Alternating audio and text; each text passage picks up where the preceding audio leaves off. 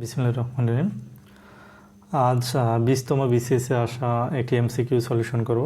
এখানে দেওয়া আছে এক্স ভাগ ওয়াই এর সঙ্গে কত যোগ করলে যোগফল 2y ভাগ এক্স হবে।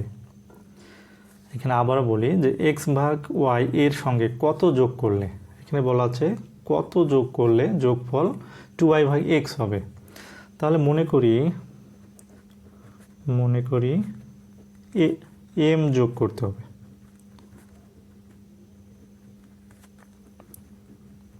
তাহলে প্রশ্ন মতে আমরা কিভাবে লিখতে পারি যে প্রশ্ন মতে এক্স ভাগ ওয়াই এর সঙ্গে কি যোগ করতে হবে, এম যোগ করলে কত হবে, 2y ভাগ এক্স হবে, 2y ভাগ এক্স হবে।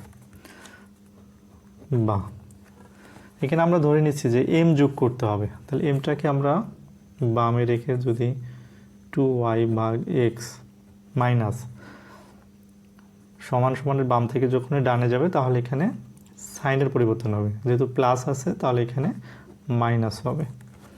তাহলে যেহেতু মান এম এর বের করব, তাহলে এমটাকে আমরা এইভাবে রাখবো। তাহলে এখানে কি করা যায়, এক্স ওয়াই লসাগু করা যায়, এক্স ওয়াই, যেহেতু উত্তরে সবগুলো লসাগু দেওয়া আছে এই জন্য আমরা আগে লসাগু করব।